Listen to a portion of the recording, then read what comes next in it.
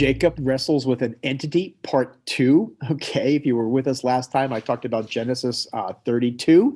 We started at verse 22, where it says Jacob wrestles with God in my Bible. Then in the actual passage, it talks about a man. He wrestled with some kind of entity. And so, not to review the whole thing, but other than to say maybe very quickly that Jacob was alone. Okay, and in the camp by himself, and something comes out of the woods and says, "Hey, let's wrestle." So like they wrestle all night long, and I don't know. I don't know if a man or an angel or God. And I've heard different people's perspectives, and that part of it doesn't really matter to me. The point is that he wrestled all night.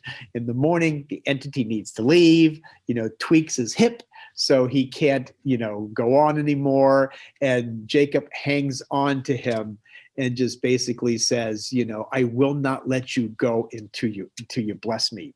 And so that's where the entity then, what's your name? My name is Jacob. Well, from now on, you are going to be Israel. And I just like this whole concept of wrestling, and I'm going to say wrestling with God.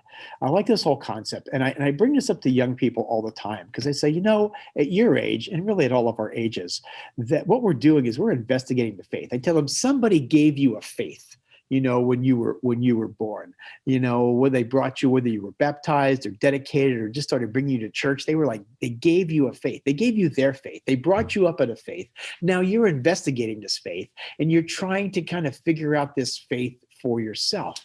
And I says a lot of this involves wrestling, and I said wrestling because I don't think we're supposed to be comfortable in our faith. I think if we're comfortable in our faith, then we're not growing. And so one of the ways I do this with young people is we do what we call the closet count.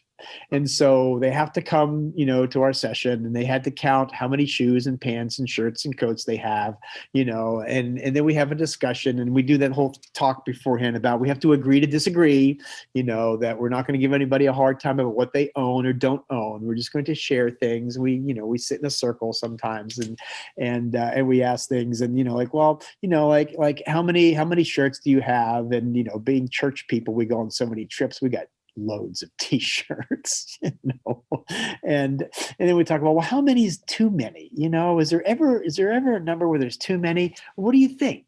And that's what I actually call these things. What do you thinks? And so kids begin to share, and some kids initially say, no, it doesn't matter. You can own 60 t-shirts. It doesn't matter. And some other kids have become like, no, there should be kind of a limit. So we were talking about shoes one time, and there's a young lady whose name I won't mention, because they're all talking about shoes. And I own 6 pairs of shoes. I own 22 pairs of shoes. A middle schooler. And everybody's like, it's kind of like that. Nope, we're not judging anybody here. We're just asking the question to cause each other to think, because we need to wrestle. And we need to wrestle with this because, then I bring in some either statistics or I tell a story, and I tell them, I said, the average person in the world who's your age probably owns one shirt and one pair of pants. And many of them don't have any shoes at all. I say, now knowing that, does that change your thinking at all as to how many we should have? I mean, how many should we have? If this person has none and I've got 50 t-shirts, how are we then supposed to live? Now that we know this information, how are we supposed to live?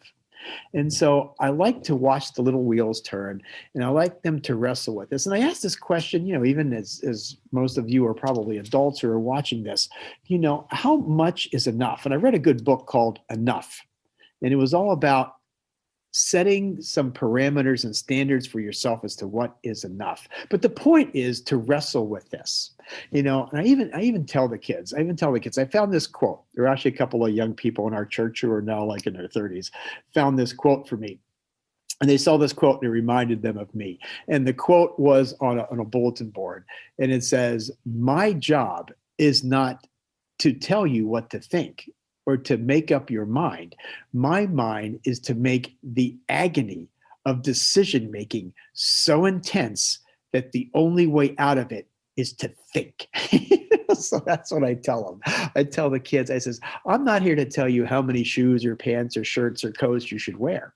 I'm here to just pose the question, let you wrestle with it. I personally, right now in my closets and everything, I probably got 8, 10, maybe even 12 jackets if you count the old ones. It's like, so how am I then supposed to live? The point today is, let's take this story of Jacob and wrestling with God. And as the Apostle Paul tells us to work out our faith, let's wrestle too. And let's be wrestling with things. Let's not become comfortable in our faith and continue to wrestle with how much is too much, how much is enough, and at what point am I just supposed to say enough? From here on out, I'm giving stuff away. Stuff to think about, verses to live by. Let's wrestle together. See you next time.